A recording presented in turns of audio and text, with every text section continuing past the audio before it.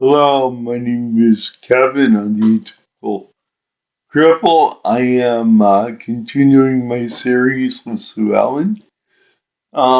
It's about an hour and 10 minutes or 20 minutes. I am shortening it down a little bit. I'm trying to um, speed up. I have found my voice is a little more accessible if I speed up. So I hope you enjoy, and I hope to get some comments. All right. Thank you very much. And here's Kevin and Sue part two. So I started thinking about what brings us together and kind of some of your answers last week. Um, because um, because of our conversation style and you and I going back and forth, we don't always stay on the topic. So it makes it hard to put something out unless I can Edit like crazy. find the right bracket of text that helps out. So I thought today, it's 12:20 right now, let's talk about truth. Yeah. How do you determine truth? And by truth, I mean capital T. That something that you and I can look at, like the fact that there are lights above my head, Right. is a truth. It's a physical reality. If we were to hoist you up to touch the lights, they would exist in space. Now, the problem is that I've noticed, and I've asked you to elaborate on the issue of how do we perceive truth. And if I could characterize your perception, your perspective, I think if I were to steel man, are you familiar with steel manning? Go ahead. All right, so I'm going to give the strongest um, defense of what I think is what you're trying to say, and then you're going to tell me where I'm wrong. Okay. So, everyone has their own perspective. Everyone has their history of experience, and through that, we are individuals, and therefore, it can be hard to transmit through language our perspective, our experiences that defines us as people. Mm-hmm. Am I correct so far? Defines us as individuals. I don't know if it defines us as people in general. Well, in as much as people, we use language to explain concepts, to communicate information, in that much of our experience is both uh, um, restricted by language, and it makes it hard to express things that are not linguistically, kind of like pain scales. Can you tell us how much pain you're going through? I went through this recently with my neck, Mm-hmm. and it's largely perspectival. Mm-hmm. But on the other hand, I'm trying to give information to somebody who's sitting there with a panoply of choices on what dosage and drug to give me Right. to manage pain. Right. Okay, so pain exists as a concept. It's a truth that I can't convey easily, and so we reduce it to pain scale, which is largely dependent upon our perspective, and then they look at you, give you a drug to deal with it, and then they say, "How does that feel?" And in that way, we can attain a level where the pain, it may not be non-existent, but it's no longer the distraction. Right. Okay, so if we're to look at that and then talk to people about suffering in general, what is suffering? How do we determine what suffering is? And then we have to look at physical suffering versus, kind of a mental torment, um, because I think there's a difference between uh, physical suffering and mental anguish.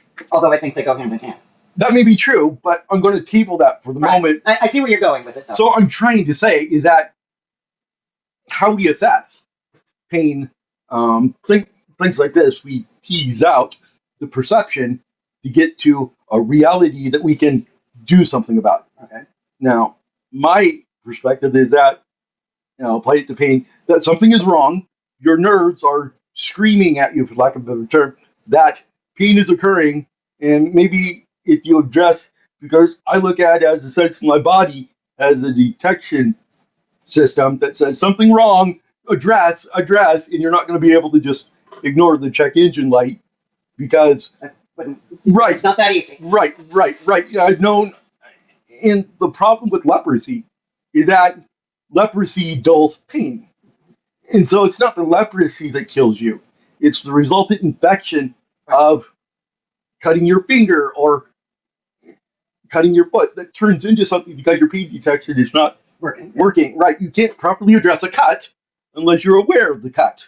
Um, and so that's kind of where I come from, is that truth is something you and I, with our own perspectives and background, we look at something and say, yes, we can agree what it is and how to solve it. And that comes through culture. I don't know that it comes through culture. It does. Different cultures have different remedies. That's true. That's true. But Oh, we okay. go back to your light scenario, okay? Okay. And you and I can agree that the lights exist, right? We can see them. Yes. If we climbed up on a ladder, we could touch them. Okay. But if I was non-seeing, I couldn't use two different sources to say, yes, the lights exist. No, that's true. So, But we all have to adjust the way that we gather the information to Only see if whether you- we have a perception that is the same. If and only if you're blind. Just say. What if you don't have the words for No. knowing what that is? Well, that's fine, but I'm dealing with people that are. I mean, at some level, society has to run at a certain clip in order to be productive. And so, what I'm getting at is, we bring a blind person in, and it's like, oh, can you feel the light? No, there's not enough heat that you're getting. Heat from the light. So therefore, perceptually speaking, they're somewhat inhibited.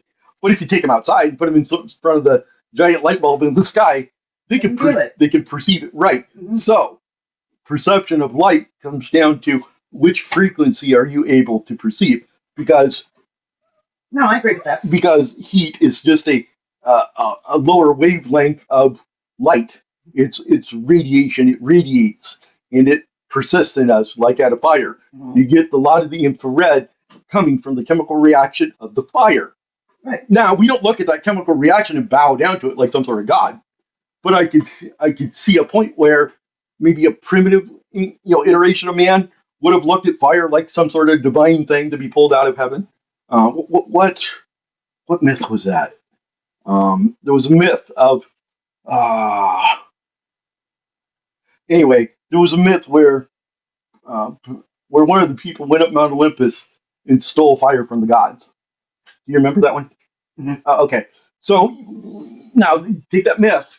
Now, is the myth true in the sense that, it's like, this is where we get the concept of religion from, Mhm. that everyone's got their own way of looking at things, and then they act on it, and it works or doesn't work according to the myth.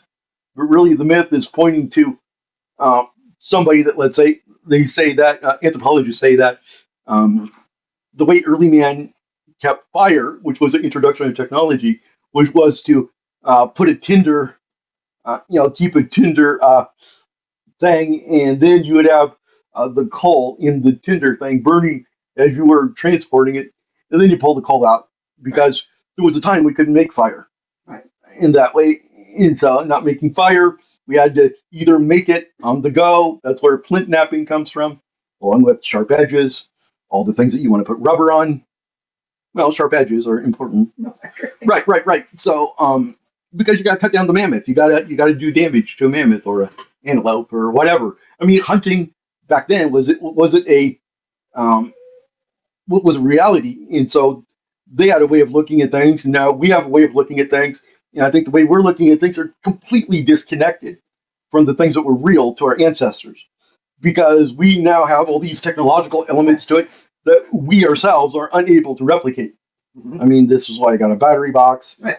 generator, things like that, because I know how they work at a conceptual level. Plug this in, start this, I'll get that charging. But if I had to replicate it from the ground up, Right. we're just not there. No. So therefore, the way I look at it is we have a religion is ancient wisdom that came to us that told us stay away from these things and do these things over here and you should be okay. I would say that that's what most religions and myths do. Yes. Right. That's the purpose Right. of these stories.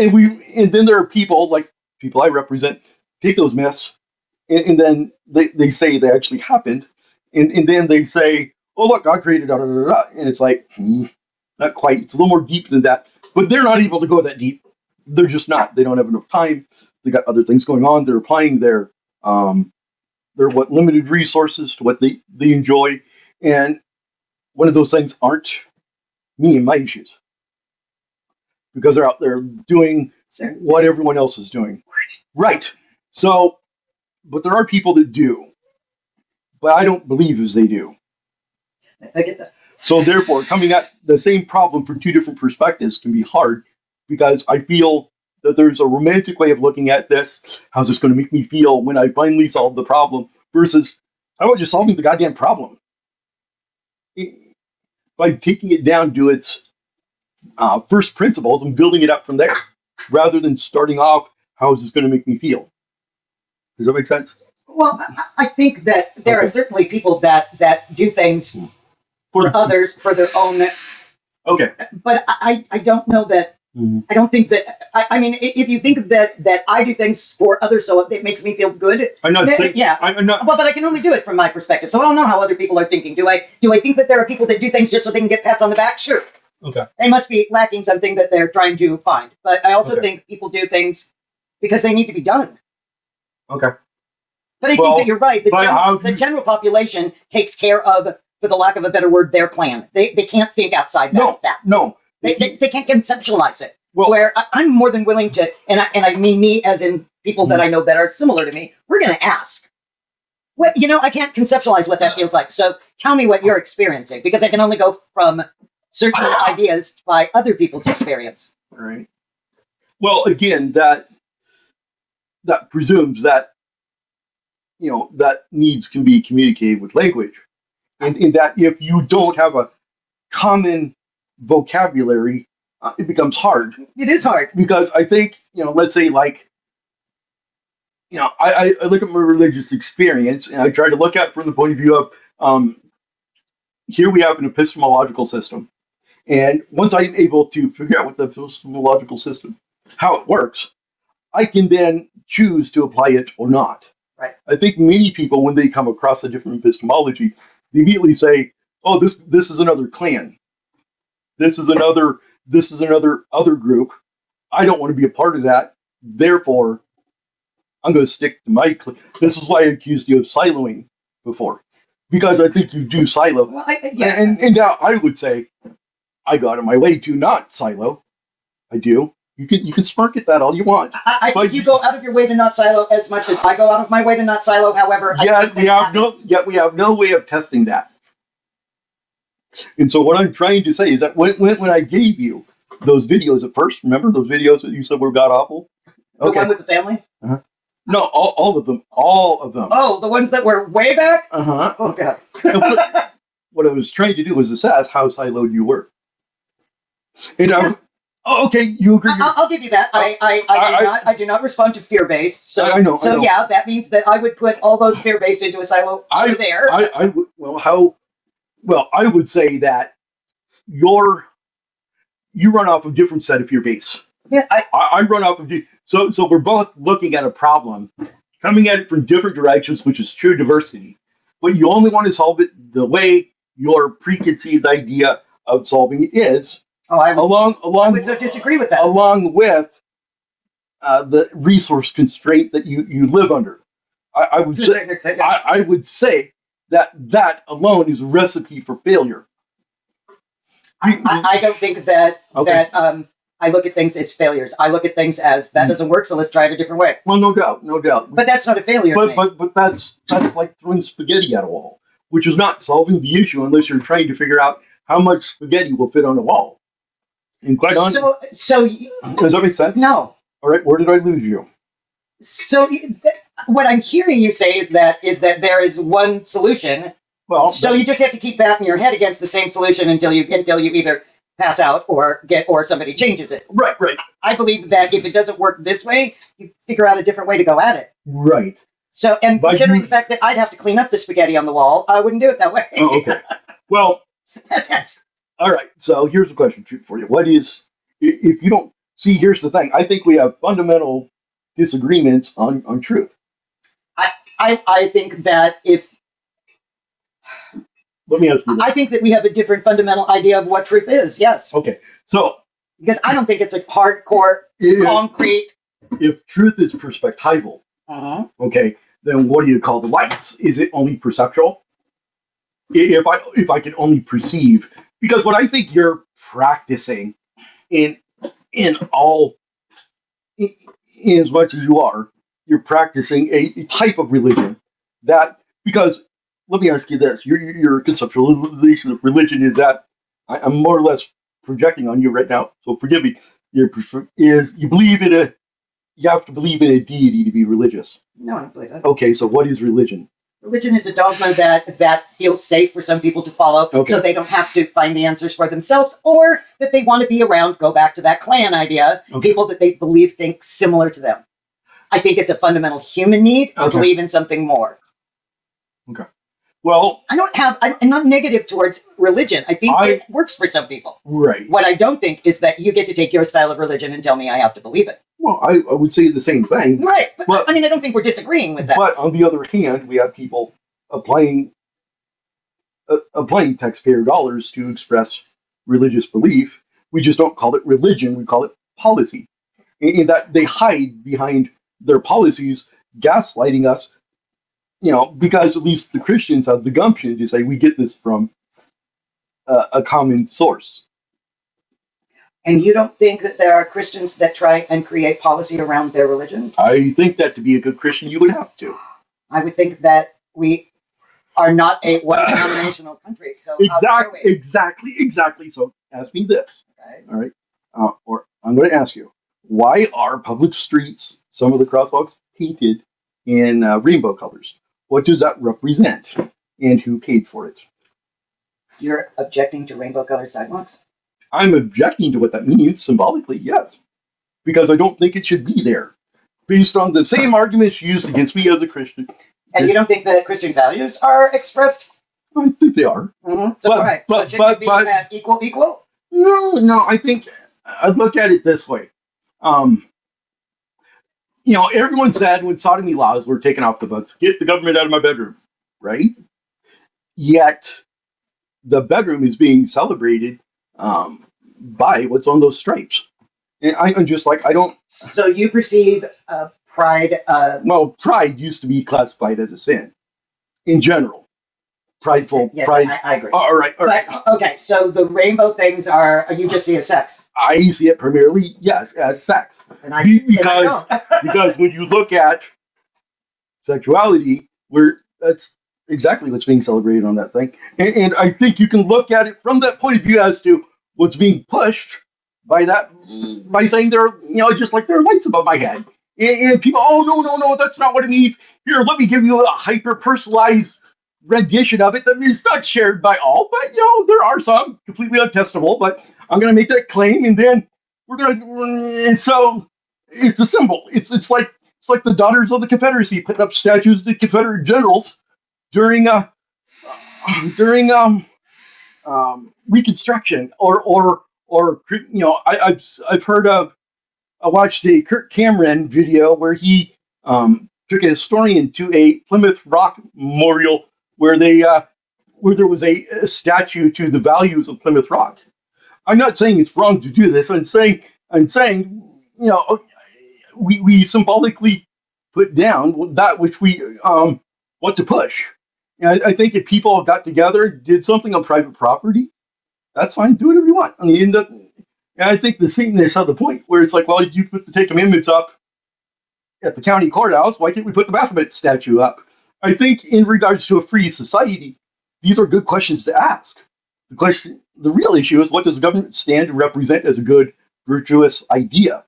Because I think a lot of people just go along. And I think in regards to providing a society that gets along in good order, I would rather have something well ordered, well run, than something not so ordered, not so well run. Okay. Does that make sense? Well, it does to you. Well, yes. And I think in regards to, let's say, the 5 to 10% of people that are left out of that society, I think allowances can be made for them to live in areas where they are the majority. No, so we should practice segregation At some level, sure, at no level.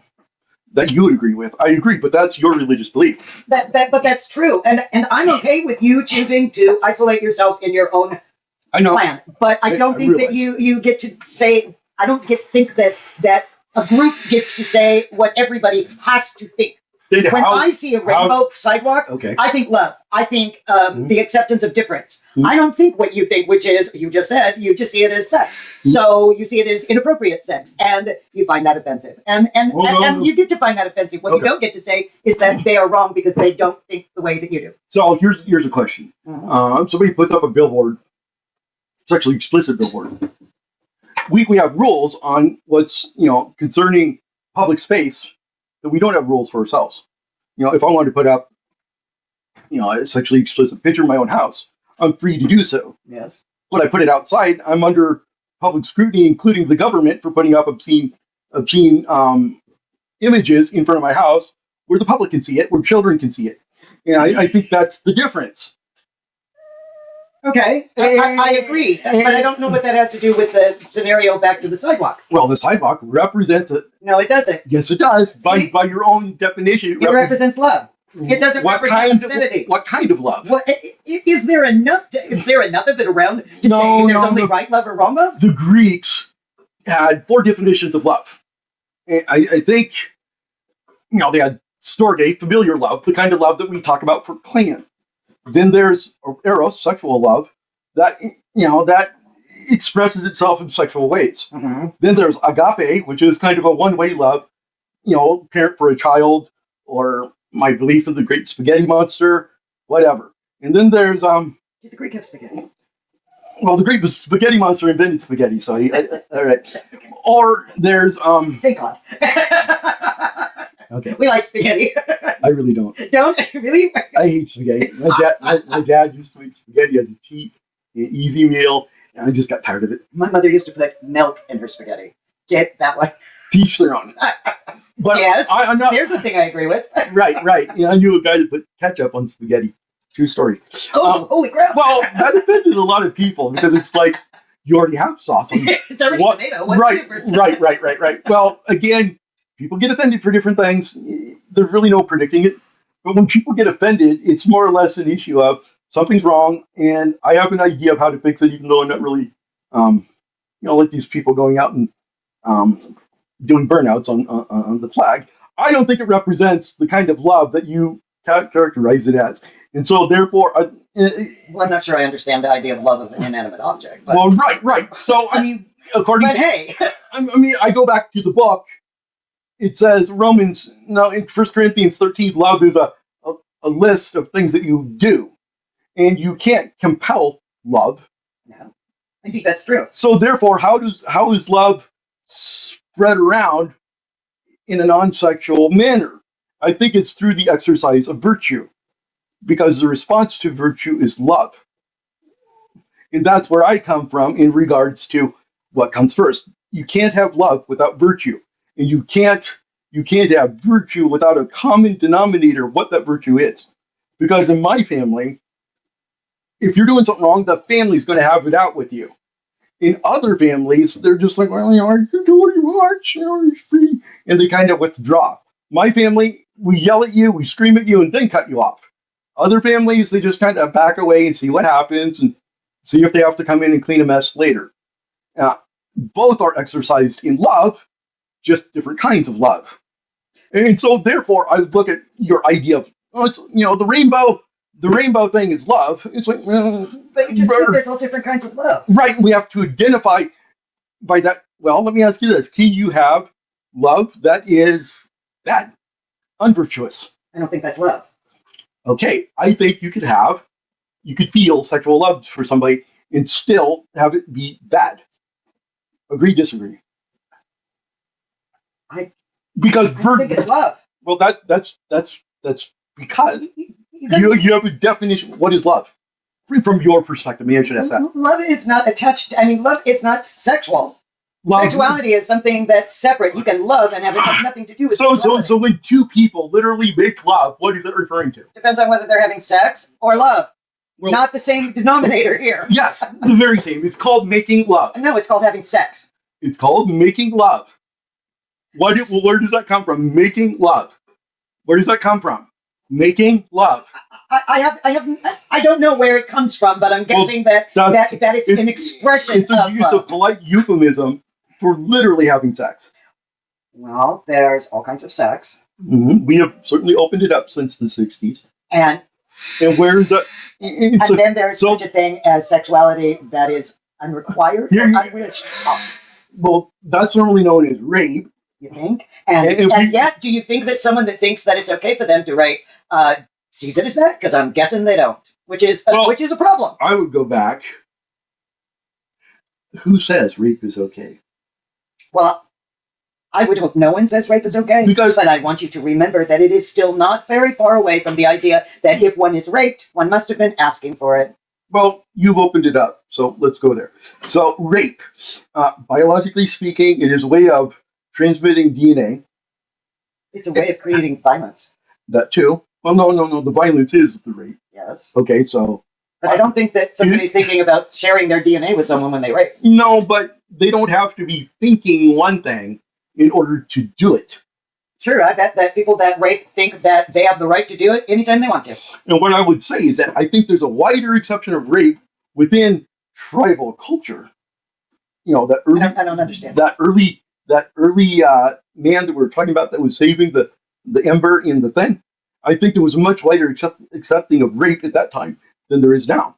As a matter of fact, I would look to Christianity to say we made great strides in outlawing rape. And in the 1950s, rape was a capital punishment. And I think we should bring that back. Don't you? Sure. Okay. But the problem in the 50s was because rape was attached to sex, people didn't admit that it had happened. Well, so right. you were then colored with the idea you did something wrong to be raped. So doesn't matter what offense it has, if you don't look at it. I would say that's still the case. Oh, so would I. Well, look at the Me Too movement. That was a lot of people being accused of things and people acting upon as if it happened. When it came out later that nothing of the sort happened, the damage is still there. You think the Me Too movement was all a lie? Not all a lie. It started out in that way, but then later people came up with more and more examples that didn't turn out to be true. But anytime someone claims something, it can be true or not true. The point of it is that with Me Too, we were able to have people stand up and say, "Yes, me too." Well, in the lot, so it didn't become isolated. And a lot of those people that were saying "Me Too" were later discredited. A lot of people were not. Some people were, just like any place else. Right. But liars lie. But the discredited ones really took the wind out of that movement. Well, it didn't take the wind out of the movement for those that experienced that and were glad that they were able to say. Because all hail the personal experience. Right. You know what? As a rape victim that's sitting across from you, I wasn't afraid to call rape. However, that's funny. I was not looked at as, I was looked at, you got yourself in that situation. So don't even try pulling that one with me. There are less lies about rape than there is truths about rape. And when you got a hole to put something in, there is often someone that is willing to take advantage of it. That is not love. That is not making love. That is violence. I'm not making the... But yes, you were. You said that the whole movement was discredited because of a few that lie. And the truth is that no, it wasn't. That's your perception. No, there's... Thank God it's my perception. In all honesty. Because you know what? I am not going to automatically disbelieve somebody when they tell me that they've been raped. I'm not going to automatically agree and go along with somebody just because they say something either. Oh, you want proof? Well, of your rape, I'm requiring no proof here. Well, thank you. Because I wouldn't give you proof because it doesn't need it because I don't need your. Well, here I don't need you to say to me, "Oh, I'm sorry that happened to you." What I would say to somebody that told me they were raped is, "How can I help you find sources to get to listen to me? To get over it within yourself." Right. And what I'm trying, what I'd ask. So what was it that dispelled the Me Too movement? I don't think it's dispelled. So that's again in your interpretation. But again, I look at I say dispelled specifically because Me Too is no longer a movement. It's no longer being promulgated on Twitter. It's gone. It's done. It was a fad. It's not gone. Just because it's not on Twitter. Well, that's where it began. But maybe it became, instead of becoming a Me Too movement, Okay. maybe it became an understanding that, oh yeah, this shit happened and it really shouldn't have. Well, I would say It isn't going to make it go away. here's what I'm getting at. Here's what I'm getting at. What dispelled the movement was somebody put out there on the Twitter profile is like, where are the police reports? Because there were people making claims on Twitter, and they were saying, "Okay, prove it. Show me the police report." And it's hey, I Do you know how many women do not report? I understand. Then proof it's not a police report. But goes along. Well, I would say this. Let's look at remember the Kennedy trial a long time ago with the woman with the blue dot for her face. Remember a long time ago, it was a famous rape trial. And anyway, a lot of contradictory information, a lot of back and forth, and a jury of their peers had to make a decision. That is, when I come across people that are that when they act or talk to me about things, they're mainly telling me, just wait till the trial comes out. The trial will sort it all out. And you can read the transcript of the trial, and then you can really truly understand what's going on, because the process is what brings out the truth. Now, you don't have a process, you only have claims. In a personal situation, claims are all you need. In an area where you're going to make an accusation, have it followed up on, there's got to be evidence of the crime, mainly with sex. Evidence is there. Obviously, there's stuff left behind in the process. Sometimes. Well, they don't use the condom, but again, but there are other indications that biologically something happened, and therefore, I used to listen to a lot of people that would, like cops always say, hey, if you get assaulted, don't clean yourself, leave the evidence there. And they didn't always say it in a way that was socially acceptable. But the point of it is, if you clean yourself, you're destroying the only evidence of your case. And then you're not going to get the justice that you're due by the state. And what I'm trying to get at is we bring the state in as the monopolizer of violence, because they're the ones that can act on it, where people, otherwise you have blood feud against blood feud, like Hatfield and McCoy's. And then it just devolves from there. That's why we let the state intercede in issues of injustice, because we want them to make it right. And since the state is a large entity made up of a number of people that all have their jobs, remember last week we talked about everyone doing their job, and they do their job, and they either do their job well, they do their job poor, whatever. But people can get a little focused on the job and how well they do their job, that they don't understand what goes on upstream and downstream from their job. And that's a problem. Absolutely. Because their job is bigger than just what they do. Right. Which is why I have friends that say, if you can trust the system that you're in, that I'm in, that everyone's in. And what I'm trying to say is, when they start putting rainbow flags on sidewalks, I get a little nervous, because I'm looking at this going, I think you're focusing on the wrong thing. I think you're focusing on an issue that is a non-issue for a lot of people, and you're looking at the issue, trying to make a name for yourself. Oh, look at me, I got this rainbow flag out here. Just like the Daughters of the Confederacy used to put up their statues, because they wanted to maintain a culture and an ideal that was morally objectionable. And they were allowed. Yes, but I still, those are like so much apples and oranges, sir. To you. To me, Again, I go back to, it's one thing to say this as a universal idea here. if we don't have universals and we're all just doing our own thing, then we can't build anything. Like I said, sometimes talking to you is hard, because we're so different. We use the same language, but we use it differently. We have different definitions. We don't define our terms. But I think that's with anybody and everybody. But not in government. Yes, even in government. It can't. But it does. And if it doesn't, it shouldn't happen there. Certainly it should, because there is not one answer. So if your government only says, this is the way that we've decided everybody should act, and you follow it or else, and there's no exceptions to rules, then you have a problem where there's all different kinds of layers within an exception. I disagree, and I think that's a good place to stop, because next time you come over, I'm going to lay it out a little bit. Oh, God. But you know what? You never did ask me what it was I objected to that husband and wife. It wasn't the fact that I did. But it wasn't the fact that they only believed in their kind of marriage. Okay. What I objected to was, first of all, they worded it as feminist lesbians are out to ruin the wholesome family. Okay. And my statement was, define a wholesome family to me, because families come in all different shapes, sizes, and who gets to decide what's wholesome? Well, definitely. Okay, that's where I Hannah, wanted you to go with Hannah, that. Yeah. What's up? I'm just making sure you're good. Are you good? We're good. Yeah, we done? Bro, You wanted to go back out, or you wanted to stay? You wanted me to respond to something. Well, yeah, I mean, to me, that was the thing that Right. irritated me the worst, was that they defined themselves as their interpretation of family was the wholesome family, Okay. and that how dare they decide that that's not what all of us should achieve. That's what got me on that video. Yeah, It's the one because thing that stood out. They're universalizing their family. And That's what upset you? yes. Because you're doing the same thing. No, all I wanted them to acknowledge was that families are all different. Mm. And just because the way Families- that they thought, Let me ask you this. Cis heteronormative? Say again? Cis heteronormative. Cis hetero Okay. male and female. If you put them somewhere and left them alone, let's say a year later, would there be an opportunity for 3 people? A year gestation for a child is 9 months.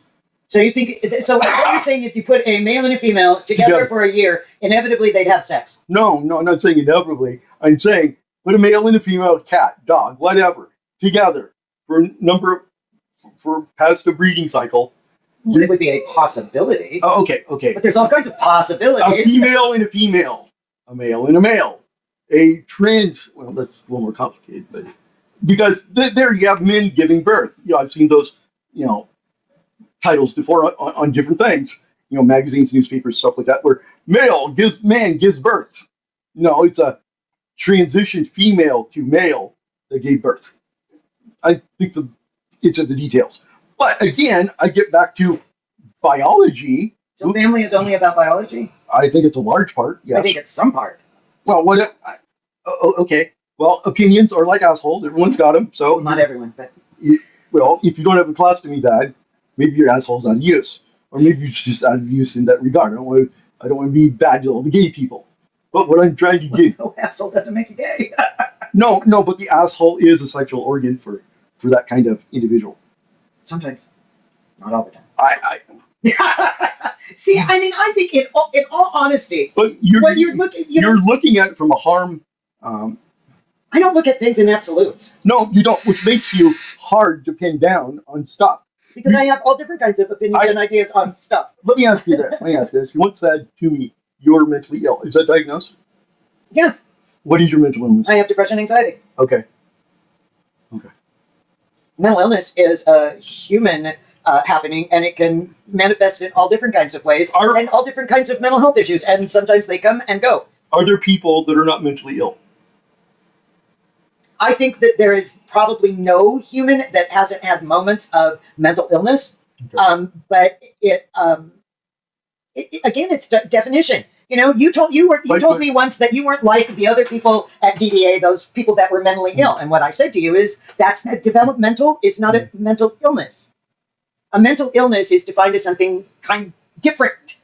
Just because you have a developmental intellectual disability does not mean you necessarily have an ongoing mental health illness or issue. However, they can, just because you have a developmental intellectual disability does not keep you from having a mental health issue too. And I think that's something that we forget. Again, it's not an either or, it's an and. It's part of human nature. Do I think that you probably have some mental health issues floating around? Absolutely. Well, you definitely don't like my toxic masculinity, do you? I don't like anybody's toxic masculinity. Well, I would say that you, as a woman, would classify my passion as a form of toxic masculinity. You said Here's said what you and I will always have problems with. Mm. When you tell me what women think, it makes me want to. yeah. Because there's no freaking way you can tell what women think. I'm talking And all to women you do, as yes, as a woman. I'm talking to you as a woman. I'm talking to. But I don't know what all women think, so I there's know- no way you do. And I would never say I know what men think because I don't. I've never been a man. I've had experiences of raising them, but that still doesn't mean I'm ever going to completely understand it because it's Well, not something I can truly And that's actually experience. see, that's the problem. You personalize everything and then project that onto the world. I'm trying to not personalize it. But you personalize it all the time. I'm sure I do, and I try very hard not to. But I'm not going to. I can only answer things from my personal perspective. I can't answer for a whole world. I can't even answer for my community Right. because we've got a whole lot of us. So what do you call voting? Voting? Mhm. I call voting a chance to choose for yourself, and then the majority rules. And that's one of those things we've all decided is the way that we want it to be. We want it to be majority rule. So voting is a choice. I know people that refuse to vote. So, and we all vote differently, don't we? Not differently enough, in my opinion. And in my opinion, I say, oh, thank God we do. I know. Because you're the majority cultural. You represent the cultural majority, at least here in Olympia. I'm not kidding. You are in your native culture. You have created the native culture that you want. Yes. You have colonized from Rousseauian and Marxian beliefs your ideal. Do we not all go to find a like community? Oh, sure. When I tried to go find a like community, it's like, well, all those people over there that are so bigoted, and we sit there and we take it, and we invite people to coffee and donuts, and people come over and, oh, you guys are really bigoted, and we're like, yeah, we're not seeing it. Just because we call certain things a spade, like rainbow flags representing a sexual ideology. I'm just not with that. But I'm okay. No, you're not. Yes, I am. No, you're I'm not. okay. No, you're You wanna not. go and hang out with your group and say this is what we think, and we all agree. Yeah, good. I'm glad for you. Well, but- what I don't think is that you get to say because our group doesn't like it, Okay, you but can't use it. But being that you're part of the group that is affirming, you have no problem public spaces representing your affirming. See, that's what I'm getting at. You're universalizing your own personal experience to the. Don't we all? How do we not That's- personalize the universe? Well, that's what I'm trying to say, and that's why I think Christianity should go imperial. Again, I think you get to think that, and you can have your own. I know, What you I know, don't get to do is tell me that I have to practice your version of Christianity. what I'm trying to say is that.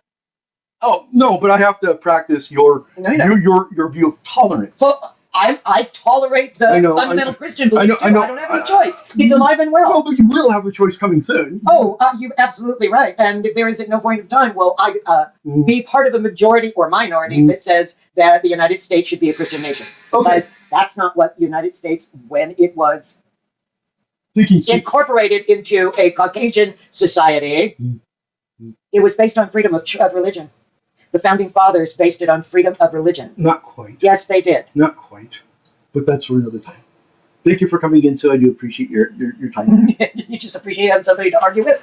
No. I mean, look, I think at the end of the day, Well, at the end of the day, you and I are not going to change each other's opinion. no, but here's what I'm trying to say to them, okay, is that when I first had you come in, I wanted to feel you out. And I think I've done that without molesting you in any way. Well, and I told you I was perfectly willing to I know, have you do that. I know. So I gave you some ideas that have been floating around in my head, and you responded very viscerally. Was that not what you asked me to do? No, I did not ask you to respond viscerally. What did you want me to do? Mount a response? You expected me to not respond? No. I said mount a response. And what you did is you gave me straw man. Well, you asked me what I thought, and No, I gave you an answer. Right, straw man. Which, if you understand the straw man fallacy, Okay, go for it. straw man put up a caricature that is so ridiculous you can't help but punch it, and then you tear it down, making it saying it represents my views. It was actually quite offensive. And what I wanted you to do was engage me where I thought you were at, but that was my assumption based on information earlier, which was not right. But that's fine. Some of the things that you gave me, I found offensive. I know. But what I wanted to know, what you told me was, It was fear-based. I can handle offense. I just want to know, kind of where you're coming from. So I said, okay, here you go. And you said, They were fear-based. oh, okay. Again, nice straw man. Can I light it too? Well, but why is that not an answer? They did. It was all about be afraid. Do Oh. the right thing or be afraid. Oh, okay. Hang on 1 second. I got a text from moveon.org on my phone, totally unbidden. I don't know how the fuck they got my number, but Probably from someplace that you landed. but nonetheless, yeah, probably a government office. No. Yeah, No, it has to be something you probably looked at online. It's- Government offices are not allowed to give out. I can do. Anyway. MoveOn.org offends my. But what I'm trying to say is that MoveOn.org got my email because CDY gave it to him. Yes, I could when I logged. If CDY is giving out people's emails, Yes, they did. then that's a ombudsman's complaint and a complaint to the state. Well, then I'll make that complaint. Thank you very much. I'll just add it to my list Well, I mean, because MoveOn.org if you look at their verbiage, it is largely fear-based. So you can't tell I me. don't follow it either. I don't follow fear-based things I either side. do not care. Yes, you do. What you said was my side was engaging in fear-mongering. What I'm trying to say is if both sides are engaging in fear-mongering, then maybe we need to take a step back and say, fear-mongering isn't working because it's not working on a number of fronts, including climate change. To which climate change, the weather changes, it's dynamic. I used to hang out with PhD level meteorology people that were studying sort of Raised by one, so yes. well, and what I'm trying to say is that the weather's always changing. You can't make determinations based on local weather. And furthermore, turning things, let me ask you this. Atmospheric river, fear-based or actual, we used to call it rain. Now it's an atmospheric river. So what I'm trying to say is fear-based is going on both sides. So calling me black, being a kettle, means that pot better be not black either. But I didn't. I mean, if you had handed me something that was left-wing liberal and that had been based on fear mongering, I would have said the same thing. But I don't like being told you do something or else. To call it fear mongering is to reduce it to a straw man, and you're not engaging with the information at hand. I couldn't engage with it because it was so foreign to me. There is no way I could follow it because siloing. Well, but is Silo. I'm able to follow your intellectual background quite easily. You're not willing to do the same here. I don't hear what it is that you're saying because I guarantee. Oh, right. Because I'm not the one that selected the videos or even done. You are the one that selected the videos. Sorry, I'm not the one that selected the video. Let's look at the videos again. Okay. Oh, I'm serious about this because I'm serious about these views. If you seem to think that just fear mongering, you can wave your hand all you want dismissively at my ideas, and then you get pissed off when I wave my hand dismissively at your ideas. Well, I don't give crap. And we get absolutely nowhere. Where did you think we were going? Well, I didn't think it was going to be one jackass section after the next. But you purposely asked me. Yes. I was willing. We're getting back to the. All right. You cannot. I mean, we're getting back to that you were going to change my mind, I thought, or that I thought that I was going to change your mind. So let me ask you this: me as a Christian, answer the question: would I change if I had different evidence? I have no idea. That's right, because what I'm trying to say is that we're just combatants. We're just beating each other up, and I'm like, okay, there's either a purpose for this or there isn't. In which case, the exercise, it's all right. But I mean, I'm not keeping you here. Here are my reasons for keeping you here. Number one, I want to remain on the core waiver system. Okay? You don't have to do this for you. I know. I know, but you're better than a news quarterly. I'm just saying. Number two. I feel like I should say thank you. Next reason is that you might have resources I need to kind of get to, like the ombudsman. I mean, you have insight into the government system that I don't. I find that to be helpful in some ways, but it's only helpful in some ways. Trust me. and third, I think if I were to, let's say, if this issue were to turn big, you'd be a great ally against the state. I would agree.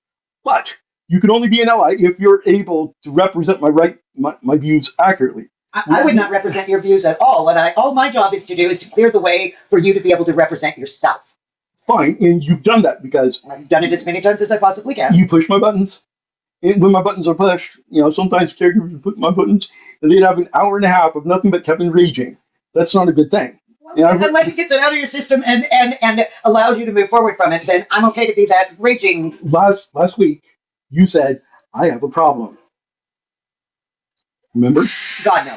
You said. What did I have a problem with? Or you have a problem? Anger issue. You do have I have noticed it increasing over the time that we've been together. You don't say. And I understand that the situation that you are in at this moment is angry.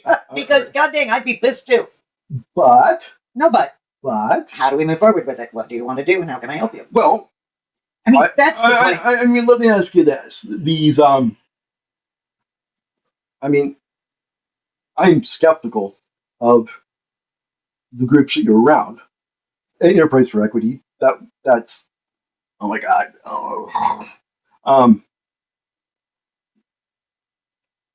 I don't. Yeah, let's just put that aside. Enterprise for Equity. Some of the others stuff you brought before me is marginally helpful, but I'm hoping in the future we can align in a way that's useful. I'm hopeful that can happen. The question is, can you adopt my frame of being for the time that you're on my side against these other entities? Because I think at the heart of what you don't like is bullying.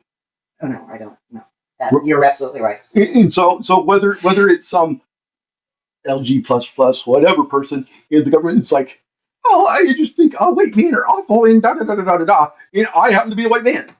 You would look at that and say, Not okay. exactly. And so it's more situational than otherwise. Where I would look at and say, well, I don't like it either, but for a different set of reasons. And you look at it from your perspective and say, I don't like this. I look at it from my perspective and say, I don't like this. The problem is we can't come together very easily because our ways of coming to the same conclusion are completely antithetical to each other. I think that that's absolutely true. But again, I go back to I can't represent your opinion or your thoughts on something because they're not mine. But what I can do is clear the way to let you have that opportunity to make those statements and say what you need. All right, let's go from there.